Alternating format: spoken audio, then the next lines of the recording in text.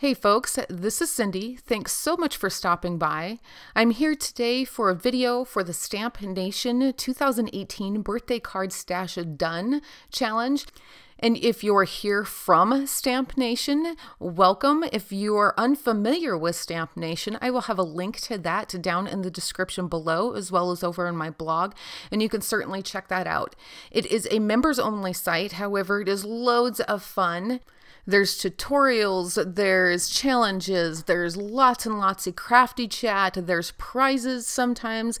It's just a whole lot of fun. I strongly suggest you go check that out. So what we're going to be doing today is if you download the perpetual calendar over on the StampNation website, and then you fill out that calendar with every person's birthday that you want to do cards for the year, then you're welcome to watch the tutorials that we have for you or not. That's totally fine. But then you start making cards for all of those people. So the whole idea is to get ahead on your birthday cards, and then this way you're also getting cards actually mailed out to people throughout the year. Each one of our tutorials is themed. As today, it's elegant and sophisticated. Now, this is being hosted by Right at Home, and there is a video tutorial for that over on the StampNation website. But you're welcome to use anything you would like as long as it fits into that theme. You could also change this around for Christmas cards or Thanksgiving or Easter. You could basically do anything that you would like, but usually the biggest struggle for most people are birthday cards. So that is why we're starting with that. Okay, so I have a confession. I actually don't own any Right at Home stamps, but I do have the Altenew Painted Rose stamp set. Now, I got this at Creativation a couple weekends ago, and I knew the moment I got it that I was going to have to use it really soon. I also know that I've said in the past that I'm not a huge fan of color stamp or stamp layering stamp sets, and this would be the second one back to back, but this stamp set is gorgeous.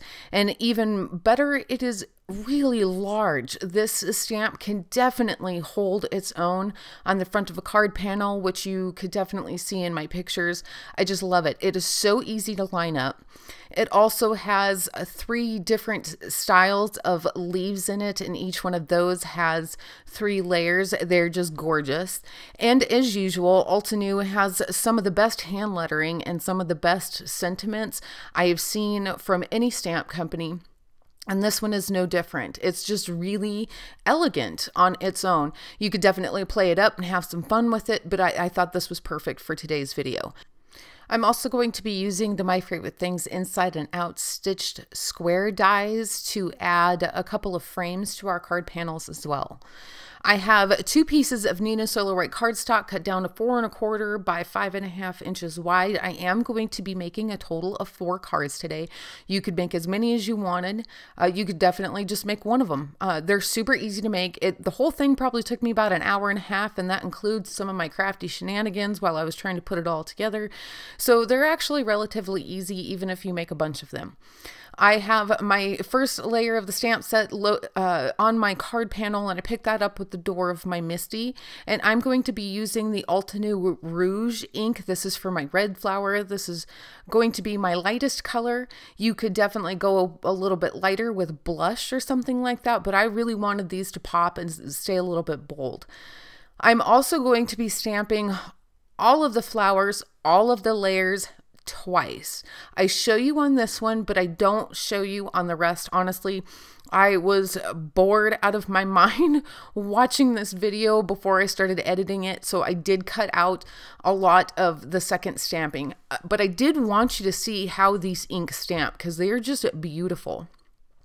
Now I'm going to be using Altenew Ocean Waves. This is for my blue flower, and when I picked out these colors, I made sure that I used them in their own collections, and I will have those specific collections linked down below.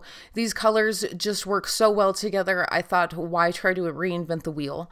This was the Altenew Warm Sunshine, and now I'm going to be doing Lavender Fields. So as I said, I did double stamp each of the layers and all of the colors. However, when I get ready to move on to the next layer, I actually heat set it before I add a new color to it. And I have a reason for this. Number one, I don't want those colors to dry back and blend in with each other too much. Normally that's just fine. In this case, I did not want to do that. I really wanted to keep them crisp and bold. You could totally skip that because it does make it take a little bit longer when you're heat setting between colors, but I think it's totally worth it in the end. That was Dusk from Altenew. This one is Caramel Toffee. We're still building up that yellow flower. These are three very unlikely colors together, but I think they're gorgeous. And in fact, this set for the yellow, yellowish orange, that was my very first set of Altenew ink colors, and it's still my favorite. Now I'm stamping the deep iris onto the purple flower. And again, don't forget to double stamp them, folks. It's totally worth it. You'll really appreciate the results when you do. Now I'm going to stamp the velvet onto the red flower. And this is where you really start to see the flower take shape. Once you start adding in that darker color and the depth to the actual flower, it is gorgeous. This is Desert Night that I'm stamping on the blue flower. And then once I'm done with these, I set these off to dry, off to the side to dry while I work on the purple and the yellow one, but I am definitely going to heat set these before I move on. Now I'm going to stamp a paper bag onto the yellow flower, and look how these colors just go together. You would never think it, but it is just gorgeous. Okay, so this is Midnight Violet. This is the last color for the purple flower, and then we're going to move on. I did not remove that last layer of the stamp after I was done with the purple flower. I left it on there because what I'm going to do now is I've prepped my card panel with EK Success anti-static powder, and now I'm stamping over the top of that again with Versamark ink. It's just a clear, sticky ink, and I'm going to do both of these because it does, before I add any embossing powder, because it does stay wet long enough that you can do that. But after I get both of these stamped, I'm going to add some Hero Arts Clear Sparkle Embossing Powder. You could totally use any embossing powder you would like. You could use just a plain clear. You could use some sort of satin pearl. You could maybe you could even skip that last layer of color if you wanted, and you could do something in gold or silver. But I really like how the embossing powder makes that last layer of color just a little bit darker. Plus you get that little bit of sparkle in there from the embossing powder. And the Hero Arts Clear Sparkle Embossing Powder is probably my favorite. It's not so much bling that it takes away from it, but it adds just enough sparkle, just a little bit of character that is just beautiful when it's done. So I don't have any dies for these stamps, so I'm going to have to fussy cut these out. And I'm going to leave just a little bit of a white border around these. You could absolutely cut these up to the edge if you would like, but I wanted to keep a little bit of white on there because I felt it would definitely go better with my card panel. But you could totally do this any way you like. Now, these flowers are big enough that it actually doesn't take a whole lot to cut these out. I know it seems kind of daunting, the thought of fussy cutting out 4 flowers like this, but first off, I'm just keeping my shapes pretty general. I'm not going into the major cracks and crevices. I'm not following every little bump that was within the shape because you really don't need to. Nobody's going to notice it. And they're so big, they actually go really fast. So I don't know, it probably took me about 5 or 6 minutes to cut out all 4 of them, and look at that. It's just gorgeous. Now we're getting ready to cut out the frames on our card panel, and you have a couple of options here. You could skip the frames right now and just stamp your leaves onto the card panel, then cut your frames, or you could just stamp your leaves onto the card panel, put your sentiment on there, add some embellishments, and you would be good to go. However, I liked the idea of the frames, and then also I didn't have a problem doing the frames first because I knew that the ink, there would be enough ink on there. It would get into those little cracks and crevices that you wouldn't even tell that you had cut first, stamp second. So now that I have those cut, I am going to flip it over and I'm going to take some 3M Post-it labeling tape and I'm going to tape these in place. I'm doing all 4 of them like this, and it's kind of a waste of tape. Gotta be honest. I probably could have saved myself some tape and stamped first, die cut second, but again, I didn't have a problem doing any of this, so I decided to go this route. Now I have my panel placed back inside my MISTI, and I actually have to have it up at the top. And I'm going to use this L ruler that is in the MISTI Creative Corners to not only make sure that I have enough space that my stamps can hang over the edges, but also when I get ready to add the next panel or the next 3 panels, I can make sure that my card panels are lined up in the same exact spot every time. So I just put this back in there for each panel, make sure that my panel's exactly where I need it, put the magnet down, pull the bracket out or the ruler out just like that, and keep stamping. My stamps are going to be same exact spot every time, easy peasy. So now I'm lining my stamps up onto my panel. This is the first layer of all of the leaves. And I want to make sure that a couple of these are kind of hanging off the card panel, because I definitely think it adds a little bit more character to a card panel when you do that. But I definitely want to make sure that a good portion of all of them are on the card panel, because that's really where we're going to see all of this come together. Plus, so the other thing is the colors on these roses are so bold that we need to balance that out a little bit with our leaves, otherwise that rose is going to stick out like a sore thumb. So I'm doing all of the leaves in all of the same colors of green. That was Forest Glades. I don't know why I want to say glaze every time I say that, but I do. Anyway, I did double stamp those as well. And again, you could see where those lines were. Now look how that's dried back into those lines. By the time we're done, you're not even going to tell that there's been die cutting there. This was evergreen, and again, I've double stamped it. Now, at this point, you could go on and you could continue to use a darker green. However, again, I wanted to use the same color family that these came out in, so I'm going to use jet black, and it's definitely totally worth it. That black looks amazing with these green leaves. But then also, because I'm going to have the black out for my leaves, I can stamp my sentiment at the same time. So I just put my flower back on there so I could kind of eyeball where I wanted the sentiment. You could totally switch out the sentiment for every one of your cards. I decided to keep them all the same because I'm actually going to use these for Valentine's cards, not birthday cards. But again, same one or different ones, it's still easy to do. Okay, so now that I don't have any stamps hanging off the edge of my card panel, I did bring that back down to the bottom right-hand side of my MISTI, because I'm actually going to be doing another step on this as well.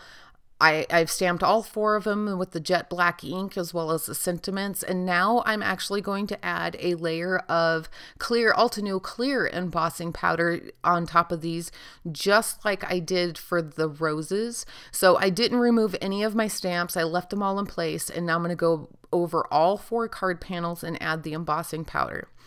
Here's the thing, I did not heat set any of those inks in between the layers because I already had a lot of die cutting going on in this panel. I did want to minimize as much warping as I possibly could.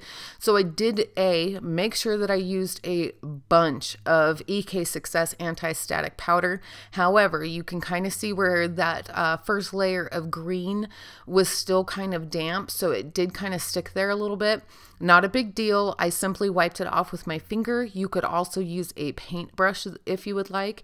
It's just something to keep in mind. You could also let these panels sit for quite a while and make sure that ink is really good and dry before you add any embossing powder to it.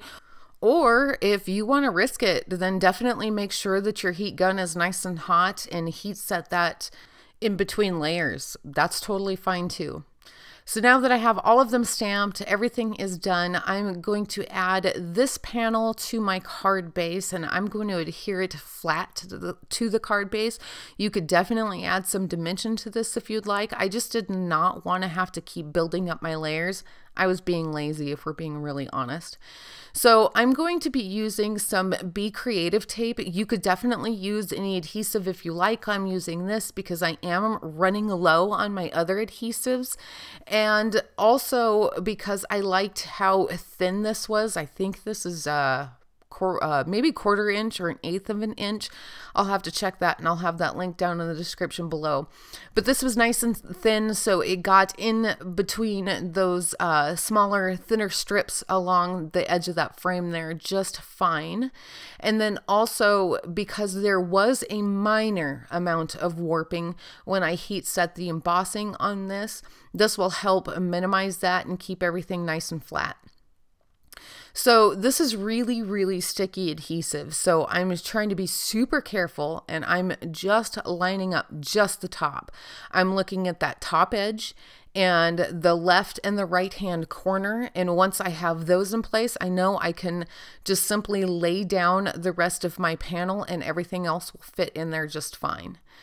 So now on the second layer, again, you could add some dimension if you want. I did not want to add any more dimension than what was necessary, so I am adhering this with the Tombow Mono Multi-Glue. Again, I could have used more Be Creative tape. However, this just was the closest to my hand when I started putting in these square frames, so I decided this will be just fine. Plus that Tombow Mono Multi-Glue, once it dries, it attaches really well. Now I'm going to be using some 3M foam tape, and I'm ridiculous, folks. I can't tear this stuff. It gives me the EBGBs. I don't know why. It's like nails on a chalkboard to me, so I always have to cut it off, and it's ridiculous because it just makes things take just a few minutes longer, and it drives me crazy. I don't know, I'm weird like that. So I'm making sure that I have some on each end, a little bit in the middle. You could definitely add more if you would like, or you could use some fun foam as well. However, this is probably just fine. It's a small enough area. It doesn't need too much support. And I'm sorry that my head is in the way. However, I needed to get right over the top of that so I could line it up. Once I have that in there, I'm going to add some more 3M foam tape to the back of my roses. And at the moment, I'm just going to add a single layer to each one of those. I don't show all of this to you because it's kind of a no-brainer. Putting 3M foam tape on the back of this flower is super easy. Once I have it completely covered, single layer, I am going to put it on my card panel, and then I'm going to do all of them like this, but I am going to come back to them because there's a portion of this rose that is hanging over the edge, and I want to make sure that all of that that's hanging over the edge has enough support. So I just cut a couple more pieces of foam tape to add just to the underneath of each of the flowers on the portion that is hanging off that square die cut. You could use tweezers to get in this. You could actually add that on there before you even attach the flowers. I saved it for last because I wasn't sure how much was going to be hanging over, so no big deal. All right, so the last thing I'm going to do to these cards is I'm going to add some embellishments, and these are some pearls from Hero Arts. You do need to cut them apart. They come in a strip. I will have these linked down below as well, but I just take my little craft knife here and I cut them apart, and they do have some adhesive on the back. I don't use that adhesive. It always makes me nervous that it's not going to be strong enough. So I always attach it with either glossy accents, multimedia matte, Tombow Mono Multi-Glue, which is what I'm going to be using today. And because I already have an idea how I want these laid out on my card panel, I'm going to show you one, but off camera, I do the other three, and when I do the other three, I just line them up. I add my Tombow Mono Multi-Glue, and then I add on all of the pearls at the same time. It's mostly assembly line style, it actually makes it go by pretty fast. That Tombow Mono Multi-Glue stays wet long enough that I know that my pearls are still gonna attach and stay attached by the time I get them on there. I am also using the Jewel Picker. I love this thing. Where's this been all my life? I know that this thing has been out for a while, but I just recently got this and I am in love. I love it. Like, I probably will do more embellishments from here on out because this has got to be the handiest thing ever. Anyway, I'm just going to finish these up. I'm only going to put about 5 on each. This type of card really doesn't need a whole lot. Because that rose is so bold, it is so big, it really just carries the card all by itself. So I would actually love to also see this done in a turquoise or even a pink. I think that would be really pretty. I could think of so many different color combinations you could do this with. You could even mix this up and do some non-traditional colors, like make maybe a gray rose with blue-green leaves. That would be really pretty. I really enjoyed how fast these came together, and I really enjoy the clean and simple look of them. Okay, so again, I will have the link to StampNation down below. Don't forget to go check that out. It is totally worth it. Loads of fun. And if you already are a part of StampNation, I truly hope that you're playing along with this. It has been such a blast. I do believe we have one more coming up next week, and it is going to be Pretty Pink Posh masculine cards, and I can't wait to see how that turns out. And that's it. We are done. We are good to go. I hope you enjoyed my cards today. If you did, hit that like button and share it with your friends. Also, be sure to subscribe to my channel if you haven't already, and tap that bell next to the subscribe button so you can receive all future notifications. Thanks again so much for stopping by. Until next time.